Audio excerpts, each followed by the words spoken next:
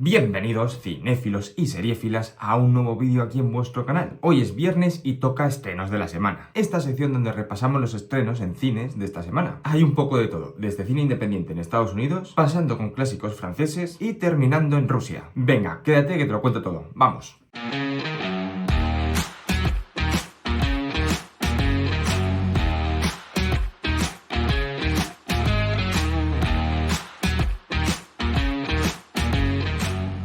Y empezamos en Estados Unidos con Scream 7, dirigida y coescrita por Kevin Williamson, protagonizada por Neve Campbell, Courteney Cox e Isabel May. Película de terror que cuando un nuevo asesino, Ghostface, aparece en el tranquilo pueblo donde Sidney Prescott ha construido una nueva vida. Sus peores miedos se hacen realidad cuando su hija se convierte en el siguiente objetivo. Decidida a proteger a su familia, Sidney debe enfrentarse a los horrores de su pasado para poner fin a la masacre de una vez por todas. Aunque Kevin Williamson es el creador original de la saga y guionista de Scream 2 y Scream 4, esta es la primera vez que dirige una película completa de la franquicia. Durante décadas se mantuvo como la voz detrás del tono meta y autorreferencial de la saga, pero nunca había tomado el mando de la dirección hasta Scream 7. Este cambio ha sido interpretado por muchos como un regreso a casa creativo, algo que varias fuentes destacan como clave para el tono más clásico y oscuro de esta entrega. Además, su llegada se produjo tras un periodo de turbulencias internas, despidos, salidas de actores y la renuncia del director previamente asignado, Christopher Landon. Nos vamos ahora con Francia con Los Miserables, El Origen, dirigida y escrita por Eric Besnard y protagonizada por Gregory Gadebois, Bernard Campan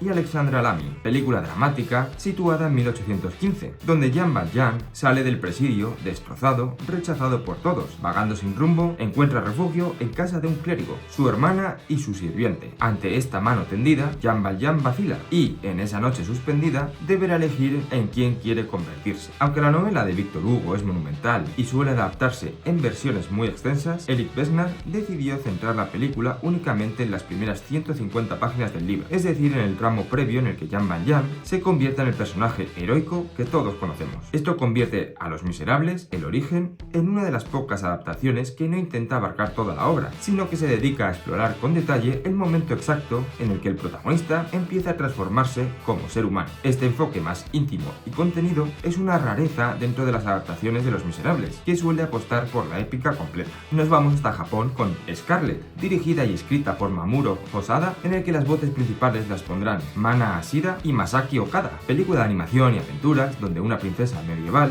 experta en el manejo de la espada, se embarca en una peligrosa misión para vengar la muerte de su padre. Tras fracasar en su misión y encontrarse gravemente herida en un otro mundo, conoce a un joven idealista de nuestro presente que no solo la ayuda a curarse, sino que le muestra la posibilidad de un futuro libre de amargura y rabia. Cuando se enfrenta de nuevo al asesino de su padre, Scarlet se enfrentará a su batalla más difícil. ¿Podrá romper el ciclo de odio y encontrar un sentido a la vida más allá de la venganza? Aunque Hosoda es conocido por historias contemporáneas por elementos fantásticos como Belle, Mirai o El Niño y la Bestia, Scarlet es la primera película de su filmografía que se inspira abiertamente en la estética y estructura de una épica medieval de venganza. Según la información disponible, la protagonista es una princesa guerrera que viaja entre mundos para vagar la muerte de su padre, un giro temático que se aleja del tono más íntimo y familiar típico del director. Esta mezcla de isekai, fantasía oscura y romance convierte a Scarlet en uno de los proyectos más atípicos y ambiciosos de Hosoda. Volvemos a Estados Unidos con Sorry Baby, dirigida, escrita y protagonizada por Eva Victor. Otro de los actores protagonistas son Naomi Aki y Lucas Hedges. Película dramática donde una joven atraviesa un momento vital marcado por una experiencia límite que ha alterado profundamente su relación con el mundo y consigo misma. A través de una narración fragmentada, la historia sigue su día a día, sus silencios y su dificultad para recomponer los vínculos personales, construyendo un relato íntimo y contenido sobre la fragilidad, la memoria y la resiliencia. Aunque Sorry Baby es una película profundamente íntima y centrada en el trauma, Eva Victor no solo escribió y dirigió, como hemos dicho, también la protagoniza, convirtiéndola en un proyecto triple en su primer largometraje. Esto es especialmente llamativo porque la cinta fue producida por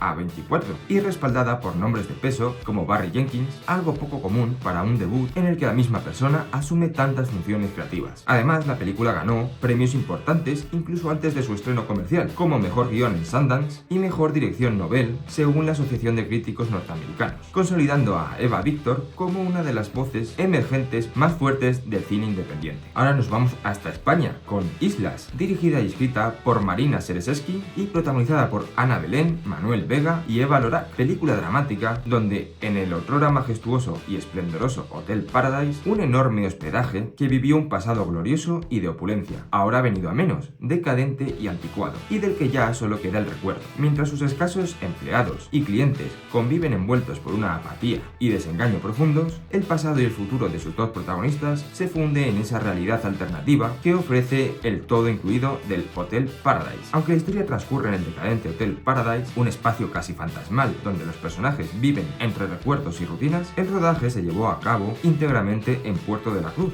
Tenerife, donde Sereseski eligió esta localización porque buscaba un lugar que transmitiera belleza y desgaste al mismo tiempo, un sitio donde el paso del tiempo se sintiera en las paredes, pero sin perder cierta calidez humana. Lo curioso es que, según contó el equipo, muchos de los extras y figurantes eran trabajadores reales del hotel donde se filmó, lo que aportó una autenticidad inesperada a las escenas del día a día del personal. Esta mezcla entre ficción y realidad encaja perfectamente con el tono de la película, que habla de soledad, memoria y vidas suspendidas. Nos vamos a Francia con La Residencia, dirigida y coescrita por Jean Cotlan y protagonizada por Cécile de France, Lars Mikkelsen y Anna Moulalis, película dramática donde Clarissa, una escritora falta de inspiración, ingresa en una prestigiosa residencia de artistas en la vanguardia de la tecnología. Allí encontró apoyo e incluso un confidente en Dalloway, su asistente virtual, que la ayuda a escribir, pero Clarissa empieza a sentirse incómoda con la presencia cada vez más intrusiva de la inteligencia artificial, un malestar amplificado por las advertencias conspirativas de otros residentes. Al sentirse observada, Clarissa se embarca en secreto en una investigación para descubrir las verdaderas intenciones de sus anfitriones, una amenaza real o un delirio paranoico. Aunque la película gira en torno a una escritora que convive con esta inteligencia artificial, la voz de la inteligencia no la interpreta una actriz de doblaje cualquiera, sino Mylène Farmer, una de las cantantes más influyentes y misteriosas de Francia. Es un guiño muy particular porque Farmer casi nunca presta su voz a proyectos cinematográficos, y su participación aporta un tono inquietante y etéreo que encaja perfectamente con la atmósfera paranoica del film. Además, la película se presentó fuera de competición en el Festival de Cannes, algo que suele reservarse para obras con una fuerte identidad autoral o propuestas temáticas agresivas. Nos vamos ahora hasta Canadá con